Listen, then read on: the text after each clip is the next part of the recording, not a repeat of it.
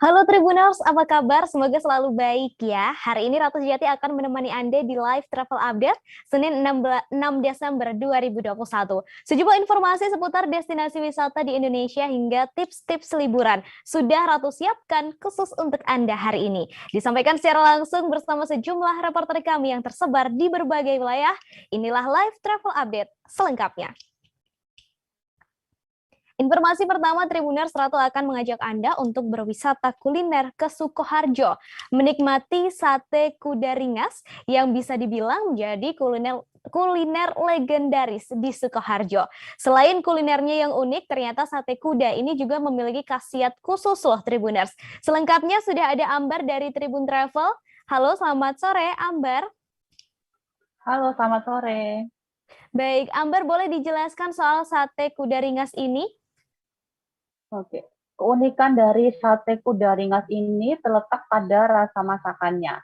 Nah, seperti yang Tribuners tahu, sate kuda ringas ini memiliki dua menu utama. Yang pertama adalah sate bakar dan kemudian yang kedua adalah tongseng. Untuk sate bakarnya sendiri terdiri dari 5 tusuk daging kuda segar yang kemudian direndam dengan bumbu rempah khusus dan dibakar selama sekira 7 hingga 8 menit. Yang kemudian ada juga untuk tongsengnya sendiri itu terbuat dari kuah tongseng yang sebelumnya telah diolah, yang kemudian dimasukkan daging kuda segar yang ditambahkan dengan tomat, kol, dan juga cabai. Nah, untuk rasanya sendiri, untuk rasa dari sate bakarnya ini memiliki rasa yang empuk dan juga bumbunya meresap hingga ke dalam dari dagingnya. Kemudian dan menariknya di sini daging kudanya sendiri tidak memiliki bau perengus yang biasanya kita temukan pada daging kambing. Kemudian untuk rasa dari tongsengnya sendiri memiliki rasa yang manis dan juga gurih dengan rempah yang pas dan sama seperti seperti sate bakarnya dagingnya tidak memiliki bau perengus dan juga dagingnya sendiri kolesterol, pegal-pegal dan masih banyak lagi. Lalu untuk satu porsinya, tadi disebutkan ada sate dan juga tongseng ya. Boleh disebutkan harganya berapa dan paling cocok itu dimakan saat kapan, kemudian lokasi dari warungnya dan juga jam bukanya, Ambar? Untuk harga dari sate bakarnya sendiri harganya 25.000. Untuk tongsengnya sendiri harganya juga 25.000. Nah, bila ingin ditambah dengan nasi harganya menjadi 30.000. Kemudian jika ditambah lagi dengan es kelapa muda menjadi 33.000. Nah, sate kuda ringas sendiri buka mulai pukul 9 hingga pukul 4 sore. Kapan? Ya, 13 tahun yang lalu. Oke, 13 tahun yang lalu. Idenya dari mana nih? Dari suamiku kan sering keluar kota, Purwokerto, Cilacap itu lahiran. Nah, pulang itu di Jogja kok ada sate kuda. Yang pertama penasaran. Terus tengok wonten cara halal enggak. Pokoknya cara penyembelihannya nanti sekalinya jualan stoknya ada enggak. Terus ngomong ke saya jualan bulan pastinya laku nggak, insya Allah laku semuanya. Terus ya alhamdulillah pertama kali bukan itu saya penasaran kan, langka kan di daerah sini belum ada, cuma saya satu tok. Alhamdulillah ya, lumayan. Untuk menunya sendiri? Menunya tongseng sama bakar. Bedanya sama yang Berikutnya Tribuners untuk Anda yang berada di Minahasa tapi kepengen merasakan liburan di Bali, jangan khawatir Tribuners, Anda nggak perlu jauh-jauh langsung ke Bali karena ada sebuah kafe yang menyajikan suasana layaknya berada di Bali. Nama lokasinya adalah Ataya Cafe and Resto yang berada di Kecamatan Kakas, Kabupaten Minahasa. Supaya lebih jelas lagi, sudah ada Mayor di sana. Halo, selamat sore, Mayor. Ya, halo, selamat sore. Baik, Major boleh digambarkan seperti apa lokasi dari Ataya Cafe and Resto ini? Iya, oke rekan Ratu. Jadi Ataya Cafe ini berada di area persawahan, tepatnya di ruas Jalan Taun Timomor, Kecamatan Kakas, Kabupaten Minahasa. Dan dari Kota Manado, pengunjung dapat menempuh jarak untuk sampai ke tempat ini sekitar 1 jam 30 menit. Nah, di sini pengunjung akan langsung disuguhkan dengan pemandangan persawahan yang hijau dan memang sangat memanjakan mata. Kemudian di sini juga karena memang suasananya berkonsep seperti di Bali ya. Jadi banyak sekali tempat-tempat dan spot foto yang Instagramable. Kemudian juga ada pondok-pondok yang mengelilingi danau buatan yang ada di Cafe Ataya ini. Nah, menariknya juga pengunjung bisa mengelilingi danau buatan tersebut dengan menaiki perahu atau kayak yang sudah disediakan. Nah, di sini memang selain di siang hari, pada malam hari Ataya Cafe ini memang menyuguhkan suasana yang eksotis ya. Artinya banyak sekali sorotan lampu warna-warni yang indah mengelilingi tempat ini. Ditambah alunan musik pop yang disajikan bagi pengunjung yang menikmati. Pokoknya sangat nyaman ya di tempat ini. Begitu rekan Ratu. Baik, lalu boleh dijelaskan sejak kapan tempat ini mulai beroperasi, Major, dan juga tadi sudah beberapa ya disebutkan hal-hal menarik seperti tadi ada danau buatan begitu. Apakah ada hal menarik lainnya yang bisa dijumpai di Ataya Cafe ini? Iya, jadi kafe ini mulai buka pada September tahun lalu. Iya, jadi seperti yang saya sebutkan tadi, selain nuansa kafenya berkonsep seperti di Bali, di sini juga pengunjung bisa menikmati berbagai fasilitas. Ya, tentu di antaranya adalah spot foto yang memang didekorasi sangat baik untuk dijadikan tempat berfoto. Kemudian ada juga tempat karaoke ya, VIP karaoke, ballroom, tempat bermain biliar, juga fasilitas memancing karena di situ ada danau buatan yang dibuat oleh pemilik. Kemudian di sini juga karena memang kafenya Minahasa, jadi menyajikan makanan khas Minahasa. Begitu rekan Ratu. Baik, lalu untuk jumlah pengunjungnya selama pandemi ini, dalam situasi pandemi, seperti apa, Major? Iya, memang dari tahun lalu pengunjungnya cukup berkurang ya karena pandemi COVID-19, tetapi belakangan ini mulai ramai lagi, namun tetap dengan menerapkan protokol kesehatan dari pemerintah ya. Begitu rekan. Lalu tadi disebutkan bahwa restoran ini menyajikan makanan-makanan khas Minahasa begitu. Boleh disebutkan untuk range harga makanan dan juga minuman yang ada di sana. Kemudian tadi ada beberapa fasilitas juga yang sudah disebutkan oleh Major. Apakah itu perlu membayar tiket lagi atau seperti apa, Major? Iya, jadi untuk makanan di sana disajikan atau menu-menunya dengan harga terjangkau ya.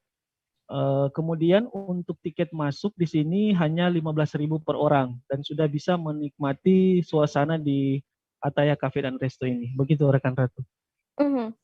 Baik, terima kasih Major atas informasi dan juga rekomendasi lokasi wisatanya untuk Anda yang berada di Minahasa, Tribuners, Ataya Cafe and Resto bisa menjadi satu pilihan. Terima kasih Major. Selanjutnya, Tribuners, Kota Lampung memang terkenal dengan keindahan alamnya. Nah, jika Anda berkunjung ke kota ini, ada satu lokasi yang bisa menjadi referensi untuk Anda datangi bersama keluarga. Wisata Bambu Kuning yang berada di Ketapang, Lampung Selatan. Di sini, Anda bisa berwisata alam dan juga menikmati kuliner dengan tema alam pedesaan. Fasilitas yang disediakan di sana juga cukup komplit, Tribuners. Ada kolam renang, istana balon, dan banyak lainnya. Selengkapnya sudah ada Domi dari Tribun Lampung. Selamat sore, Domi.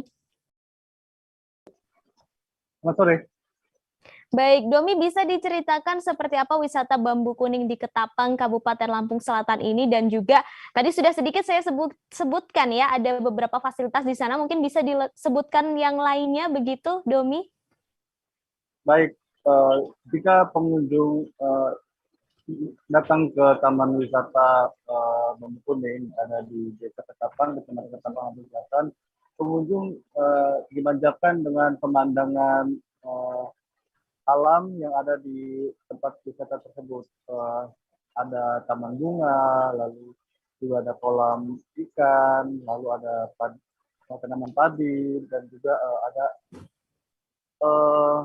duplikasi menara Eiffel yang terbuat dari bambu kuning, dan semua bahan yang ada di bambu kuning tersebut terbuat dari bambu yang berwarna kuning. Di tempat tersebut banyak sekali foto-foto, mulai dari jembatan cinta, lalu juga ada gazebo yang besar untuk pengunjung untuk beristirahat bersama keluarga maupun sanak saudara maupun pasangan gitu. Lalu ada yang tadi saya juga jelaskan, ada duplikasi menara Eiffel yang terbuat dari bambu kuning, juga ada kolam renang, lalu juga nantinya kata pemiliknya akan dibangun taman anggur di belakang kolam renang itu. Mhm. Lalu bagaimana dengan tarif untuk berwisata di sini, Domi? Dan juga untuk waktu atau jam operasionalnya seperti apa? Baik, untuk tiket masuk di Taman Wisata Bambu Kuning cukup terjangkau, yakni Rp5.000 per orang. Lalu untuk kendaraan dikenakan biaya roda 2 Rp5.000 dan roda 4 Rp10.000. Lalu untuk jam operasional sendiri, Bambu Kuning buka dari Senin sampai Minggu dari pukul 9 hingga jam 9 malam. Begitu. Kemudian Domi, ini yang paling penting jika Tribuners begitu mungkin ingin berwisata ke Bambu Kuning, seperti apa rute dan juga aksesnya, Domi? Baik, Taman Wisata Bambu Kuning terletak di Desa Ketapang, Kecamatan Ketapang, Kabupaten Pusatan. Lokasinya di pinggir jalan lintas timur Lampung Selatan. Jarak tempuh dari Kota Kalenda menuju lokasi tersebut sekitar setengah jam, begitu. Baik, terima kasih Domi atas informasinya dan juga rekomendasi lokasi wisata di Lampung Selatan. Terima kasih Domi, dan tadi Domi juga sempat melakukan wawancara Tribuners dengan pemilik wisata Bambu Kuning, Siti Umaya. Berikut liputannya untuk Anda. Tiket masuk 5.000. Kalau untuk parkir kendaraannya, Bu? 5.000 juga. 5.000 untuk kendaraan roda 2 ya, Bu ya. Kalau untuk roda 4? Biasanya 10.000, 10.000 kadang 5.000 gitu, juga. Ya? Oke. Nah, inspirasi kita awalnya membentuk tempat wisata Bambu Kuning ini awalnya bagaimana, Bu? Tercetus ide seperti ini bagaimana, Bu? Ini dari awal kan memang kita sudah buat kebun. Ya. Nah, kebun ini berupa kebun buah-buahan. Yang nantinya rencananya mau dibuat wisata buah, gitu. Nah, tapi setelah itu belum sampai buah-buahan ini buah, saya sudah punya ide gitu. Jadi kayaknya sih kalau sekalian dibikin wisata ya bagus juga gitu. Kemudian kita ketemu. Berikutnya Tribuners, ada satu lokasi di Batam yang akan sangat seru bila dikunjungi bersama keluarga, kerabat, teman, sahabat, pacar, serta sanak saudara lainnya. Namanya adalah Coastal Area yang berada di Kabupaten Karimun dan merupakan kebanggaan warga sekitar. Posisinya sangat strategis Tribuners, menghadap ke laut dan juga berada di perbatasan antara dua negara yakni Singapura dan Malaysia. Lokasi ini sering menjadi tempat transit wisatawan mancanegara sebelum COVID-19 melanda. Banyak juga acara-acara yang digelar di lokasi ini loh Tribuners. Langsung saja sudah ada Yeni di sana. Selamat sore, Yeni. Halo, selamat sore, Ratu. Baik, Yeni bisa dijelaskan akses alternatif menuju ke coastal area ini? Baik, bagi wisatawan yang ingin berkunjung pertama kali, tentunya dari Pelabuhan Domestik Tanjung Balai Karimun, Kabupaten Karimun, pertama kali kita datang, pertama kali kita nyampe, hal yang pertama kita temui adalah ojek pengkolan. Nah, di mana kita bisa menikmati suasana coastal area tersebut dengan menaiki ojek pengkolan tersebut dengan tarif Rp10.000 saja. Kita akan disuguhkan pemandangan coastal area. Tentunya pertama kali kita akan melihat area spot olahraga yang biasa masyarakat Kabupaten Karimun lakukan. Kemudian lari ke tengah, kita akan bertemu dengan area tempat bermain anak-anak, kemudian di sepanjang lahan seluas 92 hektar tersebut juga kita akan dikelilingi oleh jajanan kuliner, di mana kuliner tersebut merupakan salah satu khas dari Kabupaten Karimun. Tentunya tidak hanya makanan khas, tentunya ada juga kuliner kekinian. Seperti itu, Ratu. Lalu boleh digambarkan Yeni suasana di coastal area tersebut? Baik, untuk suasananya tentunya coastal area kita kenal dengan wisata atau tepi pantai ya, tentunya sangat santai, tentunya sangat nyaman, nah, seperti itu. Kemudian juga hal utama kita juga bisa disuguhkan dengan pertama kali kita datang itu ada 3 hotel sekaligus, di mana hotel tersebut juga tidak jauh dari pelabuhan dan area coastal area tersebut, di mana kita bisa disuguhkan atau kita bisa memilih, salah satunya ada Hotel Taman Bunga, Hotel Karimun City, kemudian Hotel 21. Nah, di mana di dalam hotel tersebut pun kita bisa melihat seperti yang kita ketahui bahwa Tanjung Balai Karimun itu diapit oleh 2 negara sekaligus, yakni Singapura dan Malaysia. Sehingga kita bisa menikmati suasana matahari terbit dan tentunya suasana ketika matahari terbenam. Ratu. Baik, lalu Yeni boleh dibagikan tips untuk Tribuners begitu yang mungkin tertarik untuk berlibur ke coastal area ini? Nah, baik, adapun untuk tips atau bagi wisatawan yang baru saja mengunjungi Kabupaten Karimun, Kepulauan Riau, pertama kali kita bisa memilih apakah kita ingin menggunakan tour guide ataukah tidak gitu. Nah, kemudian seperti yang saya bilang sebelumnya, kalau coastal area itu sendiri atau Kabupaten Karimun itu sendiri diapit oleh 2 negara dan dikelilingi oleh lautan, sehingga bisa dipastikan ya, untuk cuacanya sendiri kini Karimun bisa mencapai 33 derajat Celcius. Dan itu gimana? Sangat panas bukan ya? Sehingga kalau kita tidak menggunakan sunblock, tentunya kita akan terlihat eksotis tentunya ya. Oke, kemudian tips lainnya juga kita bisa memilih nih sesuai budget.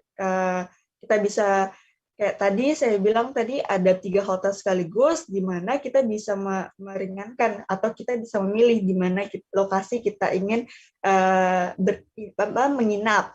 Nah, kemudian kalau siang hari jangan coba-coba untuk keluar di area coastal area tersebut, karena tentunya pertama sepi, karena untuk animo masyarakat atau para pedagang itu biasanya sore hari sekitar dari pukul 3 sore hingga dini hari. Nah, kemudian tips lainnya juga mungkin ini seperti kalau kita harus pandai-pandai lah, seperti menggunakan, kita akan disuguhi oleh keramah tamahan penduduk, di mana untuk logatnya masyarakat Kabupaten Karimun itu sendiri menggunakan logat Malaysia seperti vokal E belakangnya. Seperti contoh seperti gimana, ini berapa, nah seperti itu Ratu. Baik Yeni, tadi juga sempat disampaikan ya bahwa lokasi ini berada di antara Singapura dan juga Malaysia. Lalu bagaimana dengan pintu akses wisatawan mancanegara nih yang dari Singapura dan juga Malaysia, Yeni? Baik Ratu. Nah, untuk akses pintu wisatawan mancanegara bisa kita ketahui telah dibuka ya, khususnya Singapura itu sejak 29 November 2021. Nah, tentunya Kabupaten Karimun ini kan paling dekat aksesnya dengan Singapura. Tentunya dari Bupati Karimun, Aunur Rafiq mengaku siap menerima kedatangan dari tamu atau kunjungan dari wisatawan tersebut. Tentunya ini juga menjadi multiplier effect di mana sektor pariwisata, sektor ekonomi tentunya berdampak untuk Kabupaten Karimun. Namun hal itu tentunya Bupati Karimun Aunur Rafiq menegaskan untuk masih menunggu upaya dari pemerintah provinsi Kepulauan Riau dan tentunya pemerintah pusat, di mana hal ini Bupati Karimun Aun Nur Rafiq tidak mau mengambil risiko apabila harus membuat peraturan daerah sendiri. Nah, seperti yang diketahui di berita sebelumnya juga bahwa akses kunjungan wisatawan dari Singapura itu ditiadakan untuk karantinanya. Nah, mungkin Karimun akan menetapkan itu juga, namun kembali lagi masih menunggu, kita sama-sama menunggu akses dari atau lampu hijau dari pemerintah provinsi, pemerintah pusat, maupun dari Kementerian Kesehatan. Seperti itu, Ratu. Baik, terima kasih Yeni untuk kabarnya, nanti mungkin bisa ditunggu ya untuk kabar selanjutnya ya Tribuners. Terima kasih Yeni atas informasi dan juga rekomendasi lokasi wisatanya hari ini. Itu tadi Tribuners, sederet rekomendasi lokasi wisata yang bisa Anda datangi di beberapa daerah di Indonesia. Yang harus diingat adalah selalu disiplin menerapkan protokol kesehatan serta aturan PPKM yang berlaku ya. Saya Ratu Jati dan segenap guru yang bertugas pamit undur diri. Selamat sore dan sampai ketemu di live travel update selanjutnya. Jangan lupa like, subscribe, dan share ya.